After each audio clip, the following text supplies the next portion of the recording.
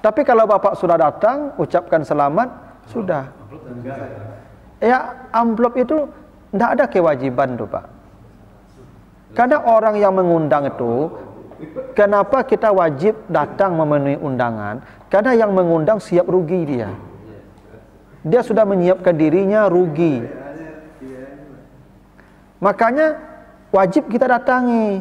Karena dia sudah siap merugi. Salahnya kita nih kalau beralik pesta walimah cari untung. Enak. Iya.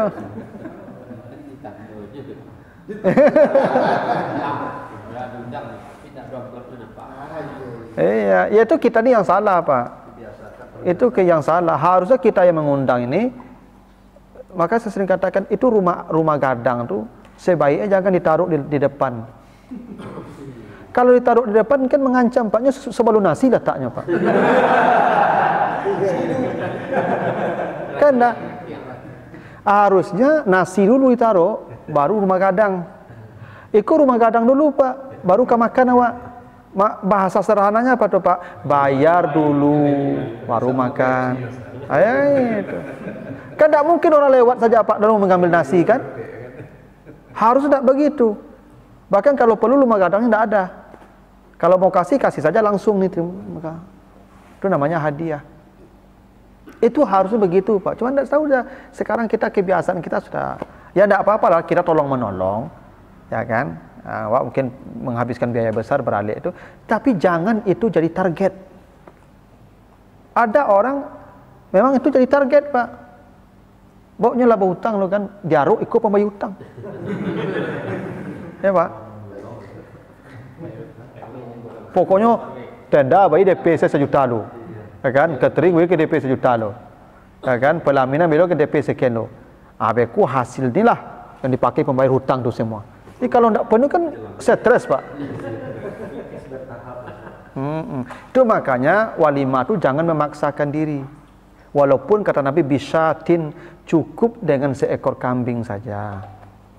Kalau undangan misalnya dari Bukit Tinggi kan, undangnya tidak hadir apa ya? Kalau terlalu jauh tidak apa-apa.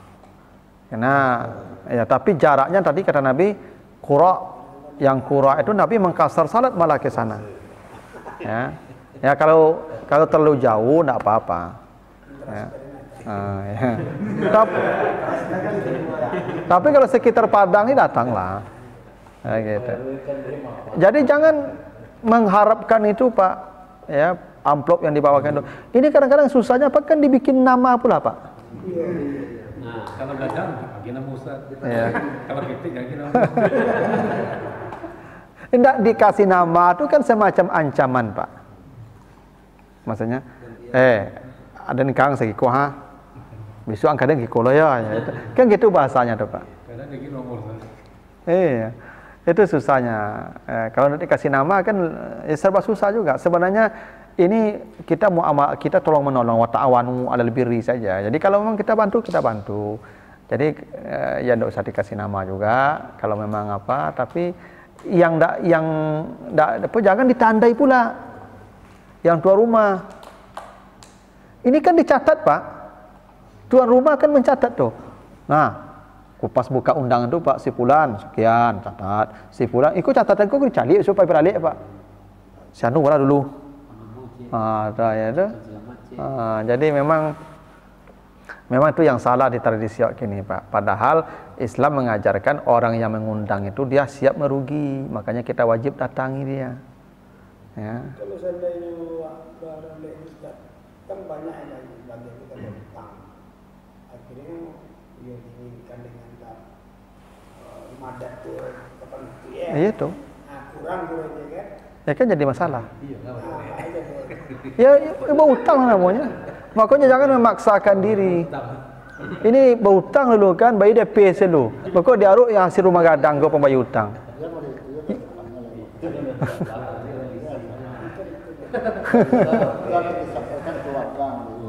Ya enggak usah beralih. Ya enggak usah beralih lah gitu. Itu kan memaksakan diri nama itu. Kalau dapat sponsor bagus. Dapat sponsor lancar lah, enggak apa-apa. Gitu Pak. Ya, oke. Kita lihat lanjutkan hadis berikutnya. Hadis dari Abi Hurairah, hadis riwayat Muslim. Kata Nabi, syarrut ta'ami ta'amul walimah yamna'uha may ya'tiha wa yud'a ilaiha man ya'baha wa man lam yujibid da'wa faqad asalla wa rasulah. Seburuk-buruk hidangan adalah hidangan walimah, maksudnya hidangan pesta yang dihalangi orang yang hendak datang kepadanya dan diundang orang yang enggan datang kepadanya. Seburuk-buruk walimah, kata Nabi, itu adalah walimah ya, yang di situ diundang orang, tidak diundang orang yang ingin datang dan diundang orang yang tak ingin datang. Apa maksudnya itu, Pak? Ketika ada pesta, pasti ada makanan, Pak. Nak? Yang paling berharap itu datang, diminta datang itu orang miskin, Pak. Karena mereka jarang makan yang enak. Mereka berharap datang undangan tuh, Pak. Ya. Karena orang miskin ini jarang makan yang enak-enak. Itu kesempatan mereka makan yang enak tuh, Pak. Ada orang kaya, dia malas datang. Dia sebenarnya tidak berhasrat datang, Pak. Tapi itu yang kita cari untuk diundang, Pak. Dengan harapannya tadi itu, Pak. Amplopnya tebal. Maka kata Nabi, itulah seburuk-buruk hidangan. Ya. Kalau ada hidangan paling buruk, dan itulah tuh syarut ta'am. Ya. Orang yang ingin datang tidak diundang, orang yang tidak ingin datang yang diundangnya. Orang datang ini bukan karena ya, tapi karena segan saja, bukan karena dia ingin datang. Ingin datang itu karena ingin menikmati makanan, Pak. Dulu Abu terkadang kalau di kampung, Pak, kan awak kan makan yang lama-lama itu kan memang momentum tertentu, Pak. Ya, kalau makan ayam kan, kalau ndak awak sakit, ayam sakit. Ya, Pak. Ya, Pak. Kalau lah sakit, ayam malah kuraku deh, Pak. Ya kan? Awak garuang, awak. Kecil amak, oi mati ayam kau lihat ada bir lagi. Nah, baru makan ayam, Pak. Kalau sehat ayam kau dijual kan? Atau awak sakit, awak kan ada makan atau baru pada bian ayam tu, ya kan? Teragak api ayam angnya.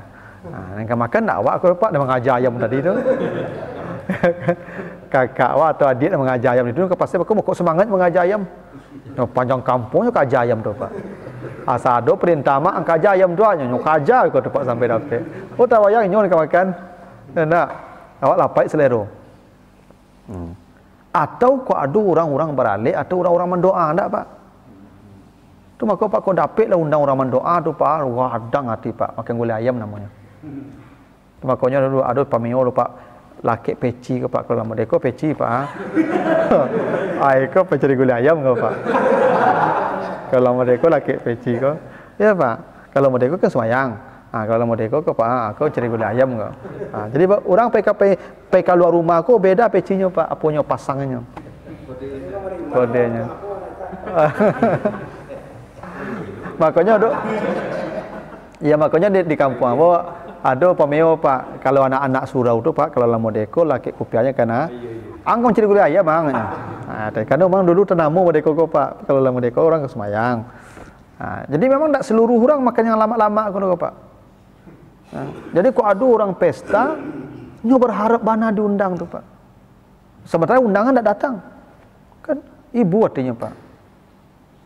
Makanya sebenarnya Pak Ibu, kalau kita mengundang yang paling baik undangan itu satu yang tetangga dekat. Itulah saudara kita. Makanya kata Allah, wa ita izil kurba, yang engkau panggil, yang engkau kasih, yang engkau beri, yang terdekat darimu. Dekat tuh, Pak. Nah, yang terdekat itu yang paling miskin. Kan dulu kan. Tidak paling kaya lah, Pak, yang paling miskin. Begitu tata undangnya, Pak.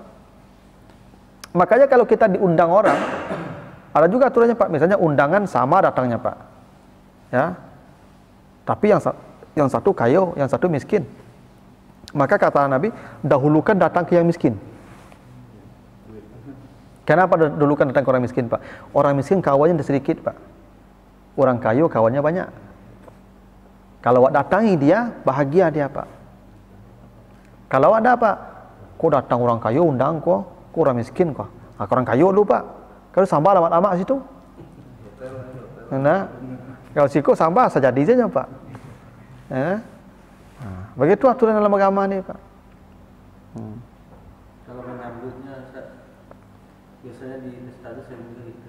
Kalau misalnya yang orang-orang pejabat atau nama itu benar-benar disambut gitu. Oh iya. Itu mandi makan gitu. Itu tidak boleh. Membedakan undangan itu tidak boleh. Bagi ada tempat khusus. Dia kasih juga ruangan VVIP kan. Ini kalau pejabat-pejabat misalnya kelas gubernur, wali kota, ini ada ruang khususnya, Pak. Tidak.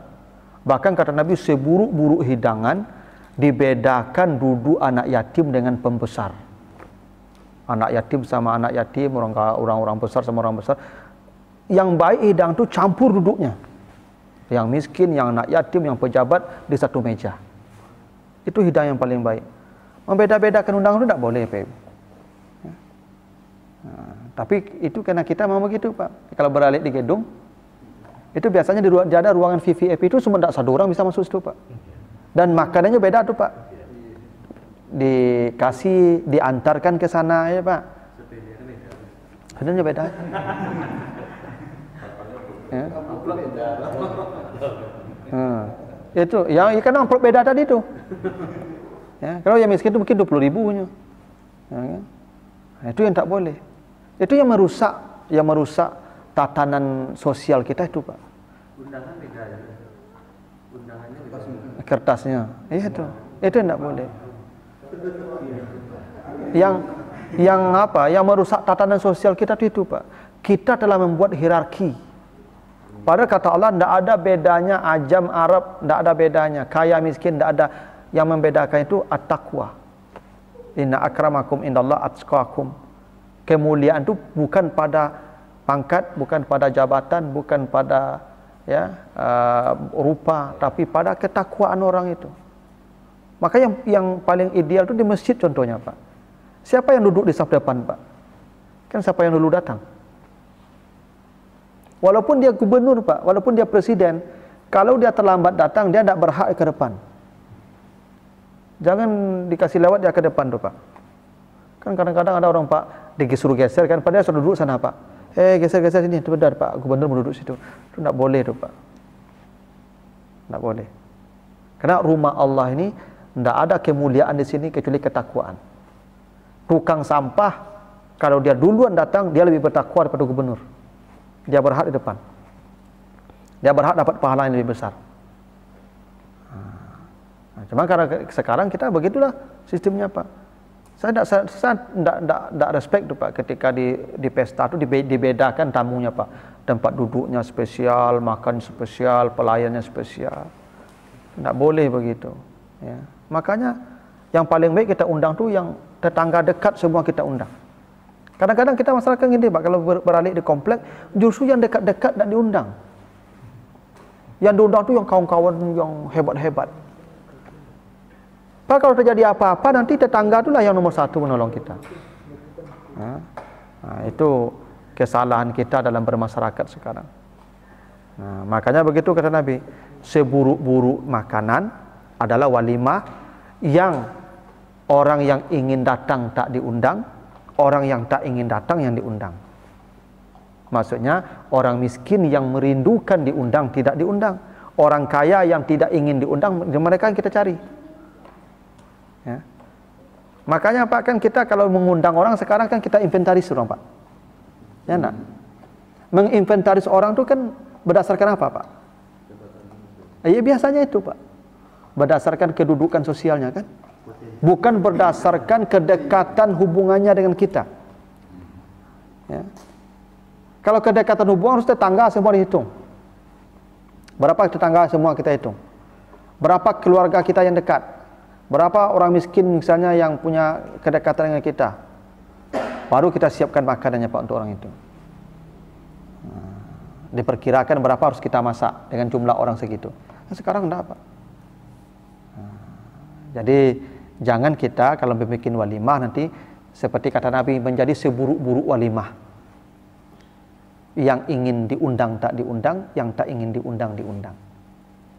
Itu seburuk-buruk walimah kata Nabi. Memang cara pandang materialistik itu mempengaruhi, Pak. Orang sekarang semuanya ujungnya pasti materialistik. Ya, maka beralik setelah beralik selalu bertanya alai buntuang stek selalu. Dah Pak. Alhamdulillah lah tu. Dari buntuang stek. Dari ujungnya ada.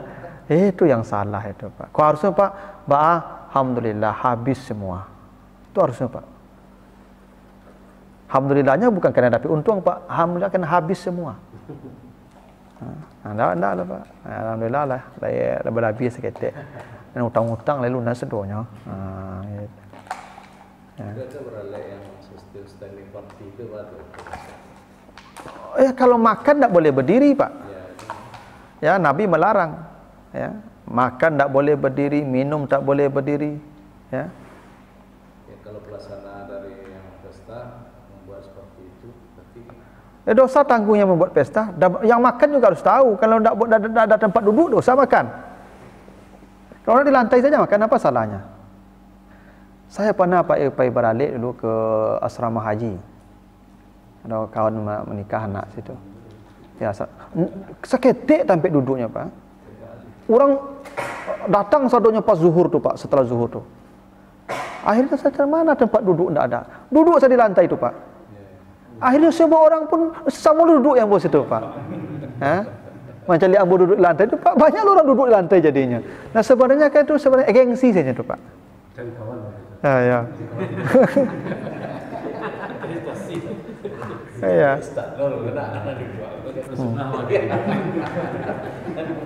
Nggak, saya sebenarnya begini, Pak. Kalau memang tempat duduk terbatas di gedung, bentangkan saja karpet di pinggirnya, ya Pak. Lalu ini dibikin pengumuman bagi Bapak Ibu yang tak kebagian kursi, itu ada karpet, silakan duduk di lantai. Harusnya begitu, Pak. Ya, supaya tidak ada orang berbuat salah dalam pesta itu. Makan berdiri itu jelas salah. Kata Nabi itu binatang itu yang kata Allah itu binatang ternak yang makan berdiri itu. Ya. Kalau orang beriman makannya duduk. Makanya tidak boleh, karena makan berdiri kan bukan budaya kita, Pak. Jangankan kalau di kampung-kampung kan pantangan makan berdiri itu, Pak. Makan di kursi pun tidak mau orang, Pak, beralik. Kalau di kampung makannya duduk baselo. Bajamba. Kalau pulang kata lu sampai kadang dingin lu nasi. Ya, Pak. Itu adat, Pak. Langkuk sadonya lu. Yang datang langkuk, makanan langkuk, baru makan sama-sama. Dan makannya pun basa-basi, Pak. Tak melapen saleru selalu, Pak. Ya toh. Bertambu agak-agak, Pak. Ya toh. Tapi kalau kayak budaya gitu, sampai menggunung masih ada. Bajenjer lo apa itu sama? Itu makanan sama-sama. Iya banyak banget. Iya, apa? Di piring kadang tuh samanya tuh diurusin. Iya makan bersama kan. Tapi kadang ada ayat itu mubazirnya jadi masalah. Jangan kadang mana dia ambil apanya, tambuhnya. yang ambil nasi kan. Ya nyo takui awak makan banyak aku ndak cukup nyubit lebih. Nah, sebenarnya suruh-suruh tu ambil harusnya. Ya kan? Kalau nak diambilkan porsi kecil dulu dikasih tambahnya. Nah, itu boleh. Kalau kopi barang itu cak makan, Ustaz. Kau makan tentu tidak banyak situ. Orang kadang memang ada orang sengaja tidak makan, rugi.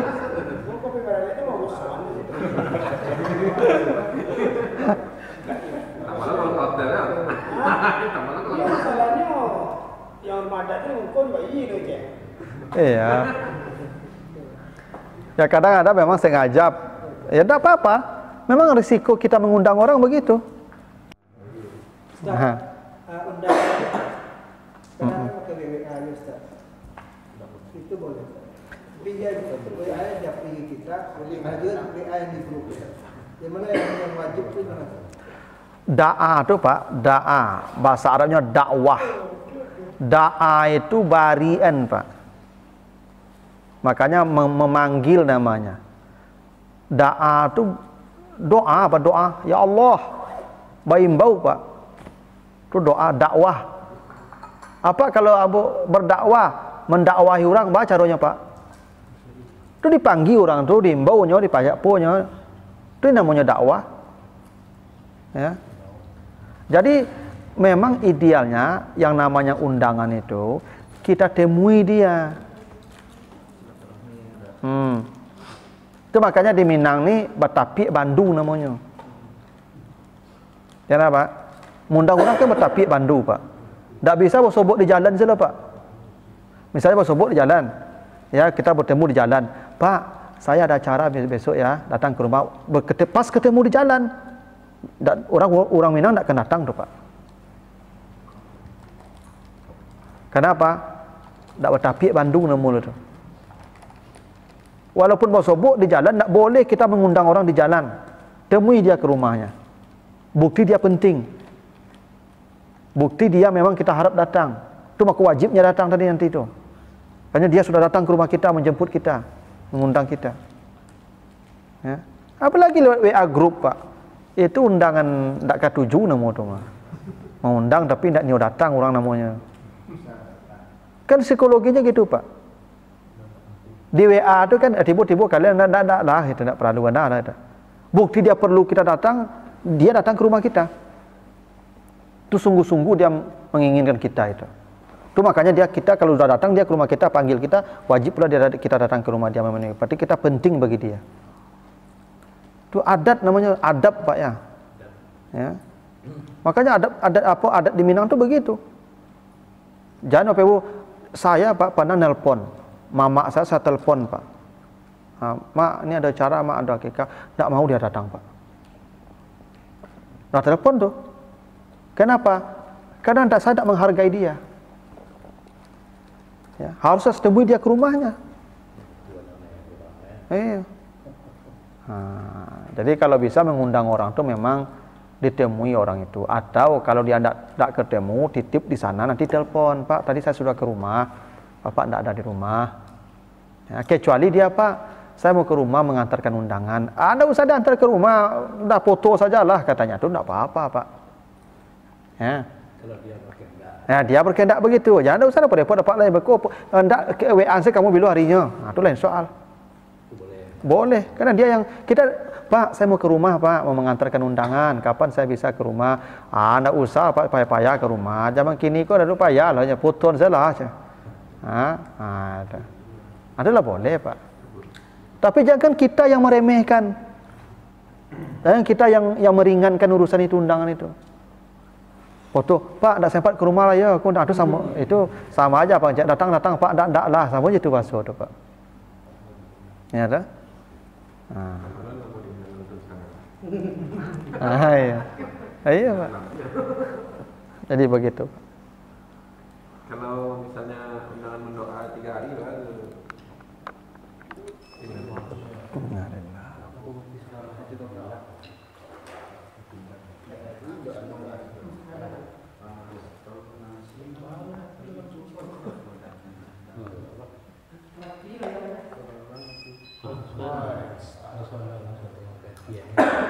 Nanti mau cara ya. Kajuannya. Tapi ada kewajiban sudah ketemu di WA dan Kalau di WA itu tidak ada wajib kita tuh Pak. bukan WA grup itu ya memang langsung. Iya, itu tidak wajib. Itu antara dia ingin kita datang atau tidak saja itu Pak. Ya, artinya kita tidak penting bagi dia tuh. Ya. Kalau dia nanti ambil kirim sumlang WA banyak. Enggak bisa begitu. Pak, ada undangan, namun kamu undang apa barale? Ya, kamu Banten bisa, Pak ada rancang undangan Banten ke rumah Pak, Pak. Oh, enggak usah lah katanya. Ditawari dulu Banten ke rumah Pak ya. Ya. Cari saya bahasa yang agak lebih halus gitu. Ya, bahasa awak memang enggak dulu kartu mantan ke rumah lah gitu. Tapi jangan Pak lewat WA saya. Itu apa yang memberikan putusan langsung tuh. Ditanya olehnya dulu. Oh anda salah. Iya ditanya Pak undangan apa kamu undang apa kau? Tapi undangan kau kamu antar ke rumah, ya kan? Atau Pak anda rancak?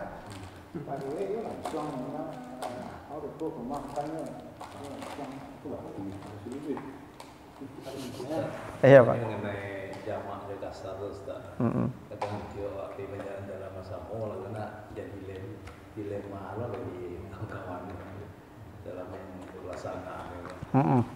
Yang seharusnya itu juga ada. Contohnya gini Pak Kapolreman tuh. Ada ngecek jalan lu masuk ada mulai gitu. Bisa di jamak, bisa di kasar. Apa yang seharusnya? Dan kalau dalam hadis yang sahih, Nabi itu mengkasar salat ketika beliau keluar rumah dalam jarak salah satu amyal. Disebutkan itu 3 mil. 3 mil Nabi berjalan, Nabi sudah mengkasar. 3 mil itu 6 kilo. Karena 1 mil itu kurang lebih 2 kilo lebih. 6 kilo Nabi berjalan sudah mengkasar, Pak. Ya, cuman berjalan kaki, Pak.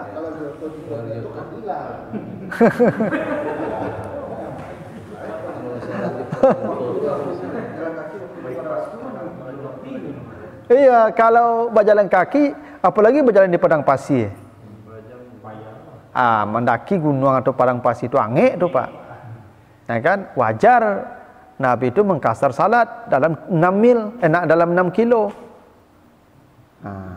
Tapi kalau wak jotu mungkin tidak berlaku lah, Pak. Tapi sebagian ulama tidak menghitung ilat, ya, tidak menghitung jarak, tapi ilat. Kalaupun jaraknya pendek tapi berat perjalanannya, maka kasarlah, jamaklah. Makanya misalnya begini, kalau dulu kan Jakarta itu kan macet tuh, Pak. Tahu sekarang.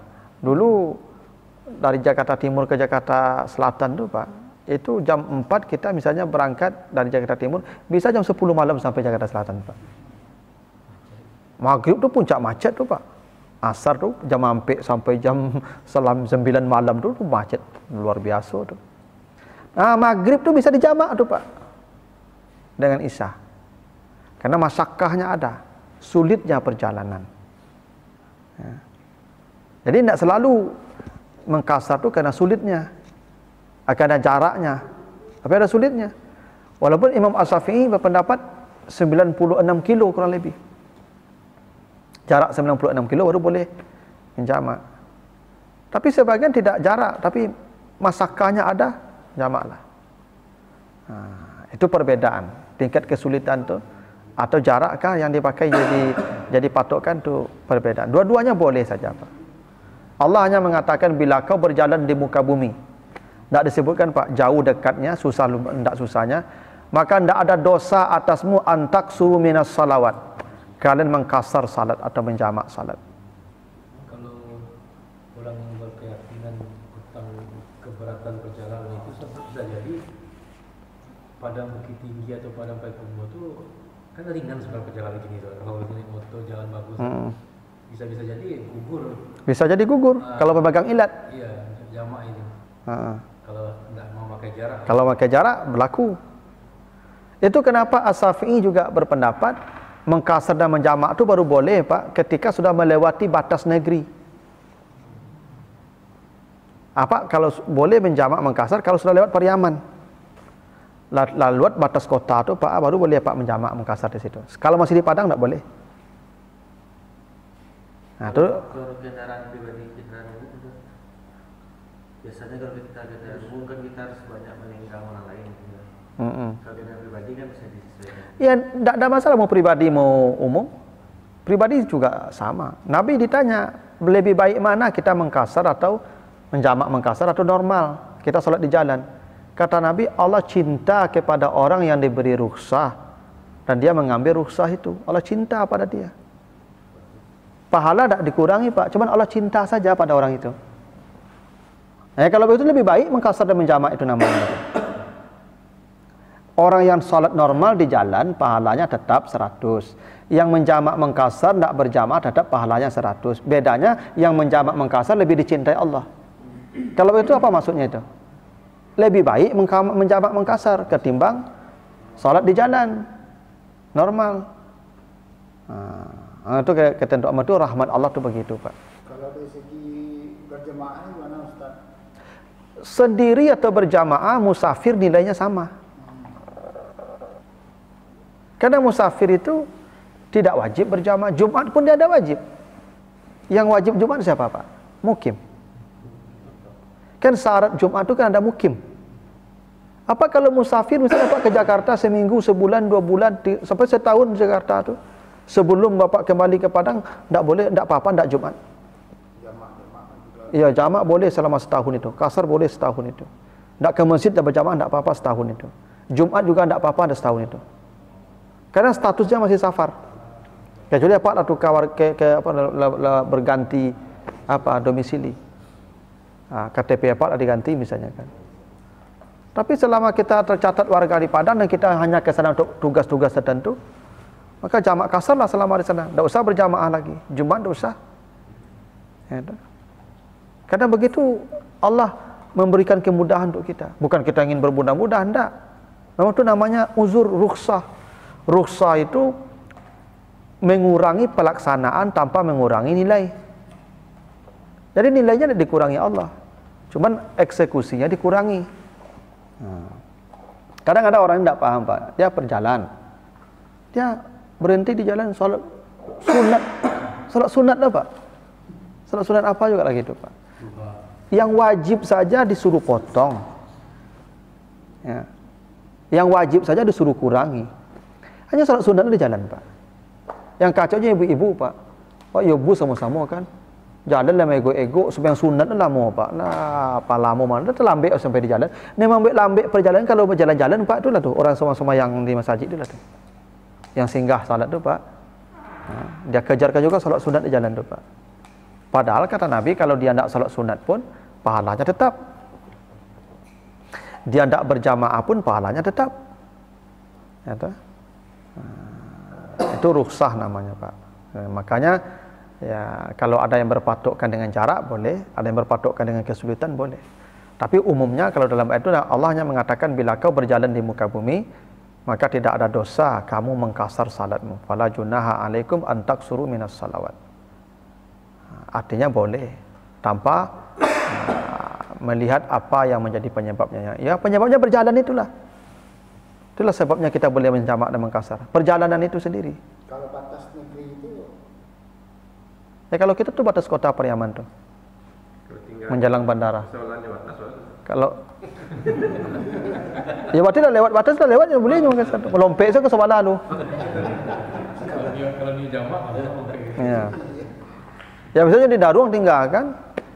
Kan di batas ujung di perjalanan apa tu di pendakian Solo tu di gerbang Markisa yo Bingkuang tu nya tinggal. Nyo lompek ke sebelah lu. Kasar di sebelah tu leh, ka jamak di sebelah tu leh.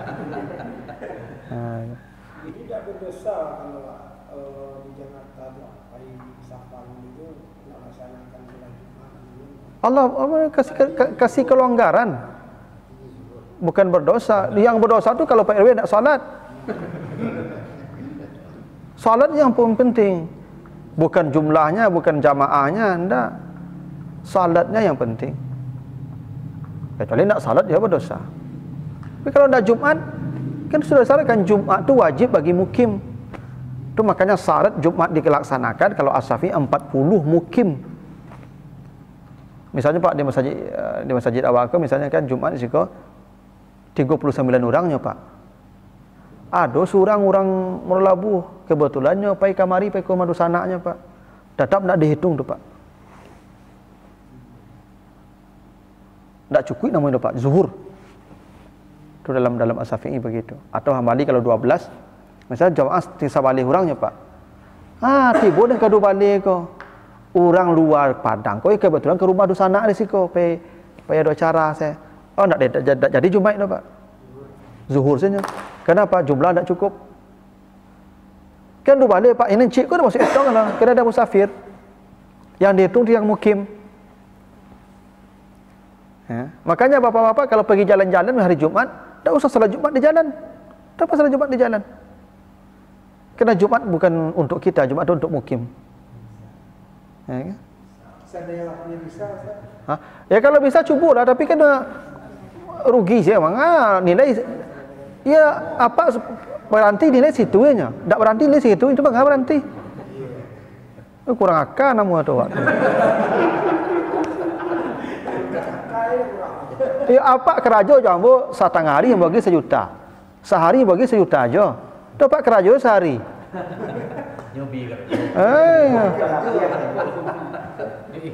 Allah lah meringankan. Diringankan pahala, tidak dikurangi. Lalu kenapa kita membebani diri kita juga? Itu makanya Allah cinta pada orang yang mengambil rukhsah tadi. Bukan dikurangi pahalanya Pak. Tidak ada pahala dikurangi. Tidak jadi memang itu tidak boleh. Kita merasa itu tidak boleh jadi hukum. Hukumnya berdasarkan dalil. Ya, karena musafir tidak punya kewajiban untuk Jumat, tidak punya kewajiban berjamaah juga. Ya, bahkan dia mengkasar dan menjamak lebih baik ketimbang dia salat di jalan berhenti. Lebih dicintai Allah lagi dia.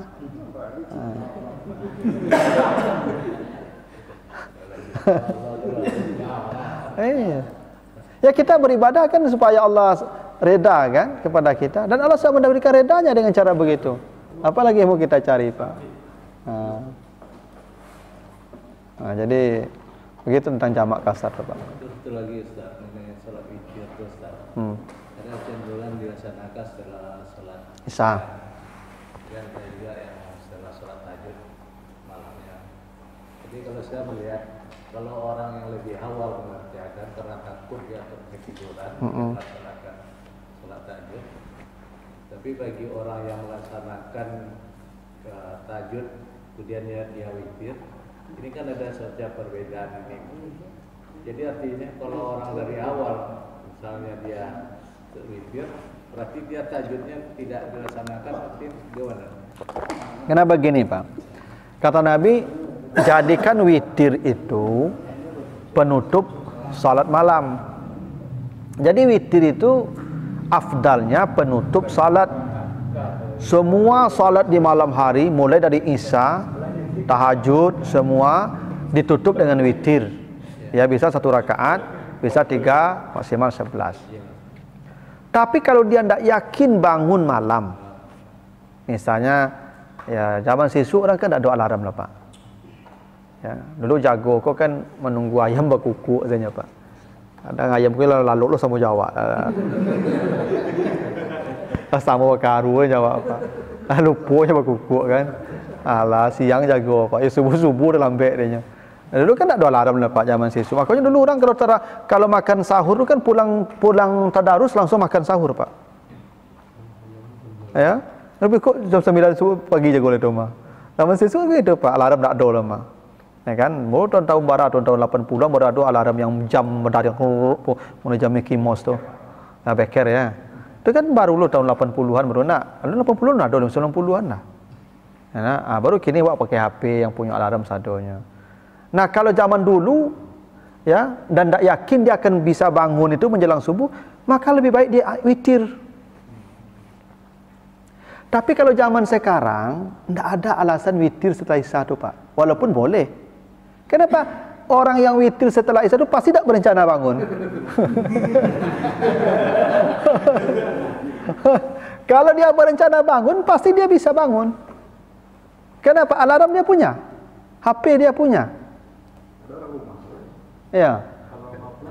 Hah? Ya kan HP berbunyinya nanti tu. Tak mungkin. Ini suaranya keras nih Pak. Dan dia kalau kita abaikan, berbunyi lagi 5 menit kemudian. Ya. Jadi mustahil orang zaman sekarang ini tidak bisa bangun sebelum subuh. Kecuali memang dia berencana tidak bangun. Kalau zaman dulu boleh Pak, bisa, karena memang tidak ada yang bisa membangunkan kita. Ya. Dulu rumah ni, orang 5:30 lah mengaji kan? Kenapa? Pak ni Pak mati kan tu ya. Tapi memang ada orang kadang dia apa Ustaz. Jangan lama tak ada aku ya. Timanya kali-kali. Kalau nak kamu ni panggil aku. Nak kalau alarm tu Pak, pasti ni makin lamanya makin karih bunyi alarm kau Pak. Entah kok pakaknya entahlah.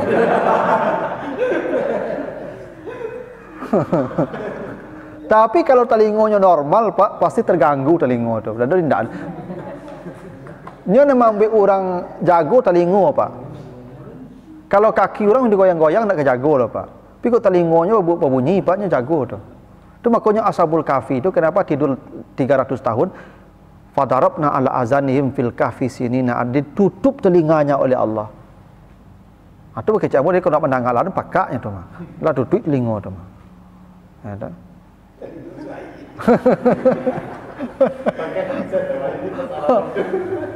Iya Pak. Makanya untuk zaman sekarang boleh jadi ndak berlaku ketentuan witir setelah Isya tu Pak. Walaupun boleh Pak ya. Karena dia pasti bisa bangun sebelum azan. Dia bisa perkirakan azan sekarang subuh 50. Ya 50 lah, 45. Aku ada kebiasaan. 50 kan. Dulu sama ada handphone tu kan terbiasa ke bawah. Ya. Kalau yang awak tahu ni ikut sana tidak. Buku punya algoritma Ustaz. Oh iya. Jadi kalau dia sudah settingnya segitu. Iya ada pasti. Ya makanya Pak, kita kata Allah di surat Kahf gini Pak, apa kalau punya niat bangun menjelang subuh tu tak perlu pakai alarm juga Pak. Karena alarm ada 2 di kiri kanan kita. Iz yatalakkal mutalakiyani anil yamini wa anis shimali ka'id, kata Allah, ada 2 orang malaikat duduk di kanan dan di kirimu ketika engkau tidur. Ketika kita tidur tu Pak, ya, kata Allah, ya, ada 2 malaikat, ada 2 alarm di kiri kanan kita ni Pak. Dan dia tidak tidur, dia menjaga kita. Tinggal pesan saya kenyanya. Oh, yang jago ni beko jampek ya. Cayolah Pak, jago beko tu mah. Oh, jadi je jago itu jadi. lalu.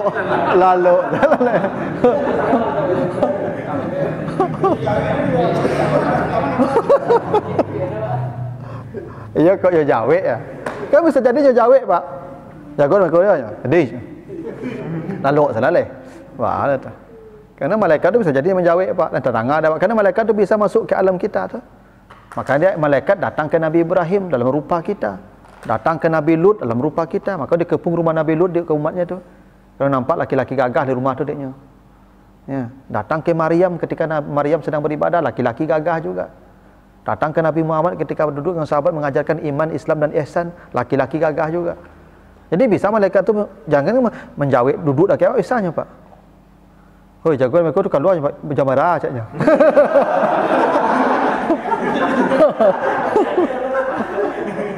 Ia bisa jadi dia tipu kan. Jam marah jangannya. Jam hampir aja dia lihat. Lok lah. Lok saya Pak. Jadi sebenarnya ada yang apa Pak yang menjaga kita tu Pak. Tapi setan ada juga Pak di depan dan belakang kita. Makanya di Al-A'raf ayat 17 itu setan berjanji pula, saya datangi dia dari depan dan dari belakang, dari kanan dan dari kiri. Ini kena ada penjaga, dia agak jauh dikit, depan belakang kata saya itu milik saya, kata setan. Jadi 2 kutub yang bertarung pagi itu Pak, subuh itu. Yang 2 akan menjaga awak, yang 2 menyuruh lalu darui caknya. Sawanta lailah. Awaklah jago Pak. Lama lah, lalu Pak. Itu yang di muka belakang tu Pak. Itu. Yang samping kanan ada jagonya tu. Cubalah Pak kalau Pak ada percaya. Apa bilang, niat saya Pak ambo jago beko jam ampek. Niat saya Pak je tu. Tak usah Pak mengecek. Niat saya jago jam ampek, pasti tak jago.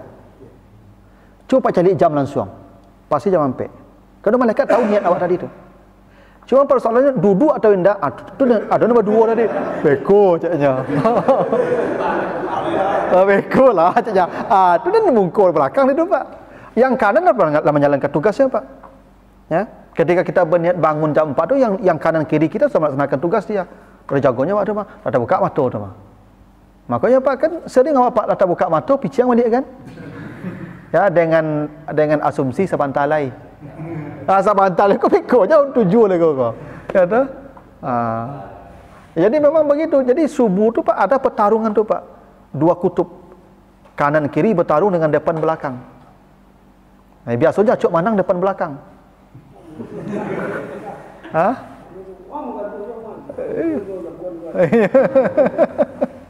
Gitu. Nah, begitulah Pak.